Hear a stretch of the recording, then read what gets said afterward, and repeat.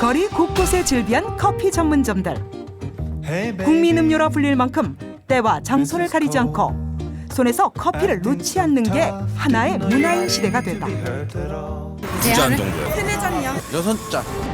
커피는 우리 몸에 약일까 독일까? 도대체 하루에 몇 잔까지 마셔도 괜찮은 걸까? 커피와 건강에 대한 온갖 궁금증 지금 닥코니 풀어드립니다. 커피 좋아하시는 분들 정말 많습니다. 커피가 건강에 도움을 줄까요? 일단 몸에 나쁘다라고 하는 선입견은 버려야 할 것 같습니다. 보고 계시는 것이 이제 미국의 유명한 의학 잡지입니다.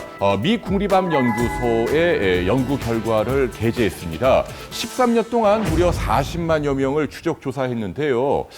놀랍게도 하루에 한 잔이라도 말이죠.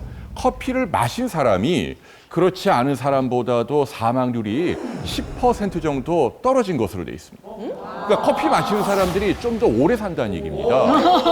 굉장히 좋아하시네요. 네. 그런데요, 건강을 위해서 일부러 많이 마시는 게 과연 옳으냐? 그건 아닌 것 같습니다. 왜냐하면 카페인이 두 얼굴을 갖고 있기 때문이죠. 달콤 쌉싸름한 매력 결코 벗어날 수 없는 커피 그 두 얼굴을 분석한다. 커피를 사랑하는 닥터 정신건강의학과 전문의 유상우. 선생님 커피 많이 드시나요? 실제로 어떠세요? 하루에? 하루에 한 서너 잔 정도 마시고 있는데요. 선호자님은 많이 드시는 편인데. 커피 얘기하면 카페인 얘기하잖아요. 네. 커피가 가지고 있는 주성분은 뭐예요? 커피에는 무슨 단백질도 있고 아미노산도 있고 뭐 다 열거하자면 굉장히 많습니다. 제일 중요한 건 여러분들이 아시다시피 카페인하고요. 그 다음에 최근 연구에서 보고가 되고 있는 폴리페놀인데요. 항산화 성분. 특히 그중에 클로로겐산하고 이 카페인산이 건강에 굉장히 좋은 효과를 갖고 있다는 그런 연구 결과들이 지금 속속들이 나오고 있는 그런 상황이죠. 커피를 향한 당신의 사랑 알고 보면 건강에는 치명적일 수 있다. 닥터 유상우가 말하는 커피와의 궁합 사람마다 다르다. 여러분 애정을 고백할 때 남성이 여성에게 밥과 술과 커피를 사용해서 어떻게 애정 고백하는지 한번 들어볼게요. 우리 한번 밥 한번 먹읍시다. 참 기분이 좋으시겠죠? 저 우리 한번 술이나 한잔 할까요? 뺨따기 한잔 맞게 쉽죠? 그런데 커피 한잔 하실래요? 어딘가 마음이 좀 동하지 않으세요? 한술 더 떠볼까요?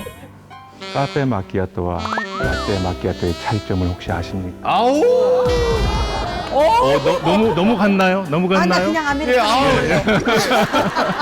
여하튼 커피가 없었으면 남녀가 어떻게 만나고 어떻게 연애를 하고 어떻게 결혼했을까 궁금할 정도로 우리는 커피와 일상생활에 밀접한 연관성을 갖고 우리 삶을 살아가고 있죠. 유감스럽게도 커피가 모든 사람한테 다 맞지는 않는 것 같습니다. 커피 한 잔만 마시면 가슴이 벌렁벌렁대고 불안하고 그리고 그날 밤 잠은 다 자고. 그래서 우리가 커피와 내 자신과의 궁합이 잘 맞는지에 대해서 한번 우리가 고민을 해봐야겠죠. 여러분 집에서 커피 만들어 주신 분 계시죠? 저기 어떤 기계 이용하세요? 네? 핸드드립. 이게 필터 이용하잖아요. 그러니까 필터를 이용하느냐 아니면 그 에스프레소 기계를 이용해서 에스프레소를 내느냐에 따라서 두 가지 차이점이 생깁니다. 지방 성분의 차이가 있고요. 또 하나는 카페인의 함유량이 달라집니다.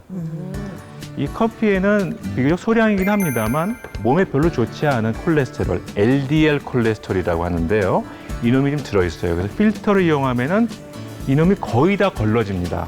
그렇기 때문에 성인 질환, 특히 고지혈증이나 뭐 동맥경화나 이런 좀 지방 섭취를 좀 줄여야 되는데 나는 커피를 좀 많이 마시면 즐긴다 한다면은 당연히 필터 커피를 좀 더 선호하시는 게 좋은 방법이 될 수가 있겠고요. 에스프레소는 빠르다는 뜻입니다. 그래서 30초 만에 추출하기 때문에 카페인이 적고 에스프레소 한 잔 원샷이 한 30mg, 100mg 안쪽이거든요. 그런데 똑같은 원두를 이용해서 필터 커피를 내리면 한 약 150mg, 그러니까 0.5배 정도 더 그 카페인이 더 필터 커피에 많다, 이걸 기억하시면 됩니다. 따라서 어떤 커피가 잘 맞냐, 내 몸 상태에 따라 다르기 때문에 이것을 알고 즐기신다면 똑같은 원료로서도 커피를 달리 즐기실 수가 있다는 얘기가 되겠죠. 잠깐만, 밥만 먹으면 그렇게 커피를 드세요. 네. 소화가 된다고 생각하시는 거예요. 네. 커피 자체는 산이거든요. 우리가 음식을 먹으면 위산에 의해서 상당 부분 음식이 분해가 되고 흡수를 도와주잖아요.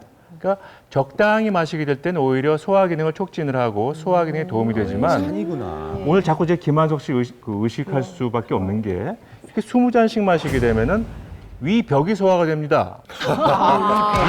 자기 위벽이 소화가 되기 때문에 그래서 위가 구멍이 날 수가 있어요. 그러니까 그렇게 드시지 네. 마세요. 사실은 지금까지 다콘 촬영하면서 매번 대기실에서 김한석 씨가 저만 보면 상담을 하세요. 선생님, 저는 이 위가 너무 쓰려서 못 살겠어요. 저는 이것만 나오면 아무 걱정이 없어요라고 계속 얘기하셨잖아요. 그런데 그 식도하고 위 사이에 괄약근이라고 문이 있거든요. 근육으로 된 문. 이 문이 많이 열리는 분들은 속이 많이 쓰린데 이 커피가 이 괄약근의 힘을 느슨하게 해서 잘 열리게 해요.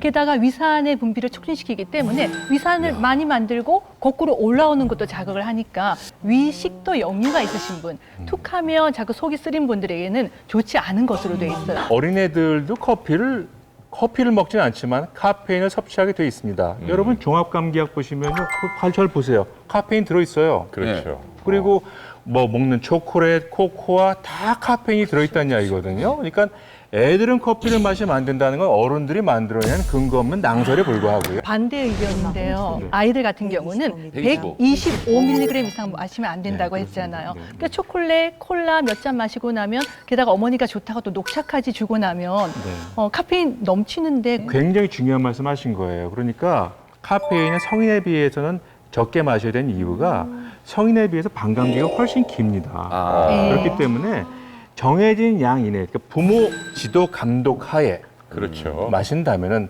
절대로 마시면 안 된다. 그 뜻은 아니란 걸로 해석하시면 될 것 같아요. 그러면 커피 한 잔을 아이가 마신 경우는 그날은 콜라나 초콜릿을 좀 자제하라. 2개 중에 하나를 선택하라. 이렇게 얘기하겠네요. 그렇죠. 그래서 부모님들이 크게 네. 눈을 뜨고 계시긴 하셔야죠. 네. 특히 우리 아이들 감기약 이게 사다가 먹이는 경우에 그 안에는 카페인 성분이 꽤 많이 들어있거든요. 그렇죠. 네. 그런데 아이가 좀 쓴 약을 먹었으니까 엄마가 아이를 위로한다고 초콜릿을 주게 되면 초콜릿 안에 카페인이 들어있잖아요. 그러면 아이가 그냥 감기 증상만 없어져야 하는데 막 가슴이 두근거린다든지 아니면 막 어지러워서 쓰러지는 아이들도 있어요. 특히 마른 여자아이들은 정말 이렇게 쓴 감기약 먹인 다음에 초콜릿 주시는 거 조금 조심하셔야 될 것 같아요. 네, 그럼 뭘 주죠? 두통약도 좀 언급을 해드려야 될 것 같아요. 편두통이 있는 분들이 있습니다. 두통약 드시는 분들, 이 커피가 단 반 잔이라도 카페인이 들어오면 이 뇌세포를 자극해서 편두통 발작이 갑자기 많이 나타나는 경우가 있다고 하니까요.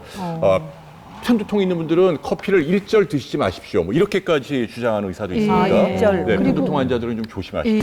커피 없이는 단 하루도 버틸 수 없다면 지금부터 당신을 위한 치료법이 공개된다.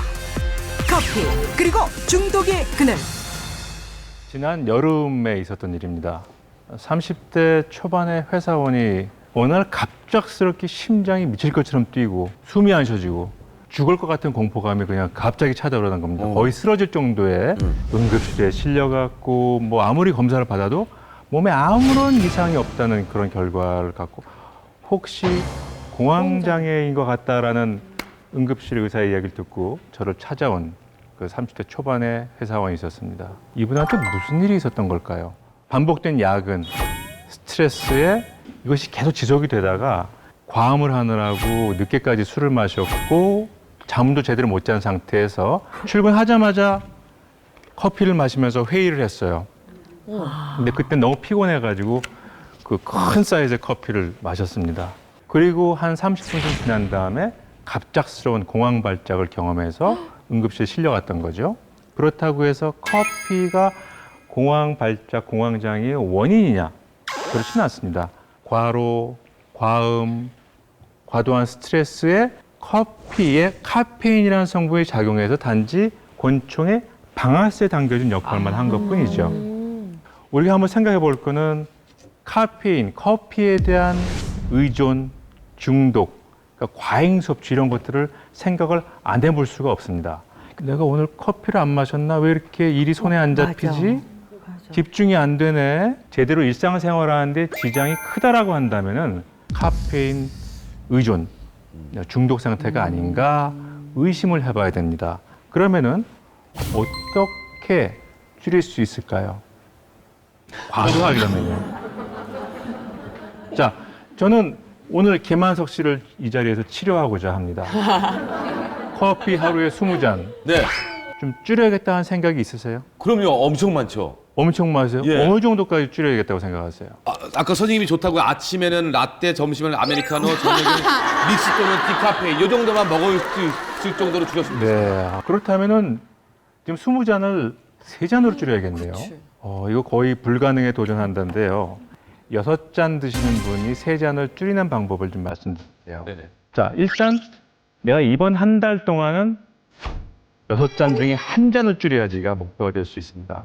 그러면 무작정 줄일 수 있겠지만 사실 카페인이 문제이기 때문에 카페인 함유되어 있지 않는 커피로 바꾼다거나 음료로 바꾸는 게 방법일 수가 있겠죠. 그래서 한 달 정도 노력한 다음에 이게 성공을 했으면 그 다음에 또 1잔을 줄이는 식으로 이런 식으로 목표량을 세운 다음에 점진적으로 해야지 한 방에 완전히 줄여버릴 거야. 이러면 이건 거의 실패율이 백발백중이라고 보시면 됩니다. 또 한 가지 중요한 거는요. 똑같은 커피라도 같은 커피가 아닙니다. 마시는 속도에 따라서 굉장히 다릅니다. 특히 더운 여름날 제가 불안하다, 잠 못 잔다고 진료실 보는 분들이 많은데 면담에 잘 들어가다 보면은 냉커피가 주범인 경우가 많아요. 그냥 벌컥벌컥 빠른 속도로 마셔버리는 거죠. 그러면 빠른 속도로 마시면 마실수록 몸의 흡수가 빨라지고 간에서 대사할 수 있는 능력은 시간이 걸려야 대사를 하기 때문에 혈중 농도가 그만큼 높아지기 때문에 이 카페인의 중추신경계 흥분 정도가 더 높아지기 때문에 우리가 부작용들을 많이 경험할 수가 있다는 이야기입니다. 지금껏 누구도 이야기하지 않았던 진실. 닥터 콘서트 의사들이 밝히는 언론 속 의학 정보의 실체. 미디어 피싱주의보. 우리는 낚였다. 미디어 피싱 주의보입니다. 커피와 관련해서 어떤 잘못된 보도들이 있을까요? 요즘 왜 커피 믹스에 들어있는 카제인 나트륨이 카제인 화학적 나트륨 합성품이라는 대신 광고. 커피를 내놓을까? 커피 믹스 애호가들 사이에서 엄청난 반향을 불러온 카제인 나트륨 논란. 과연 진실은 무엇일까? 최근 광고기를 굉장히 뜨겁게 달궜던 믹스커피 CF 촬영의 내용인데요. 우리가 믹스커피에 들어가는 카제인 나트륨이 몸에 해롭다라는 그런 쟁점 때문에 굉장히 시끄러웠었잖아요. 네, 좀 민감한 주제긴 한데 우리 소비자들을 위해서 전문가시니까 좀 결론을 내려주시죠. 여러분, 우유에는 단백질이 거의 다입니다.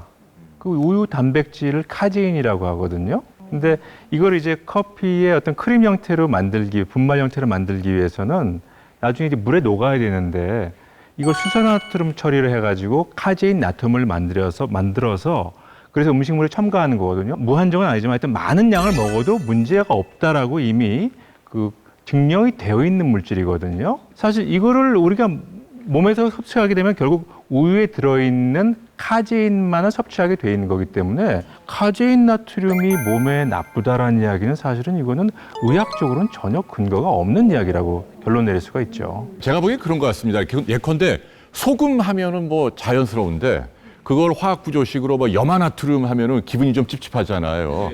그래서 이게 똑같이 우유 속의 단백질인데 표현이 이제 카세인 나트륨이냐 아니면 뭐 우유 단백질이냐 뭐 이런 차이 정도로 이해를 하시면 어떨까 싶고요. 그러니까 뭐가 좋다 나쁘다 뭐 저희가 그런 해석을 내릴 수는 없지만 이 카제인 나트륨이 있다고 해서 특별히 더 나쁘다, 몸에 해롭다 이건 절대로 사실의 일이 아니다. 임신했을 때 커피를 마시면 안 된다고. 얼굴 마시면 안 되지. 까만해지는데 얼굴 까매진다고. 네.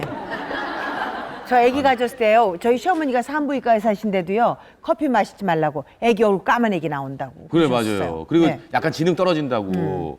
섭취량을 줄이라는 것이 권장량은 한 200ml 안쪽으로 하루 1일 섭취량.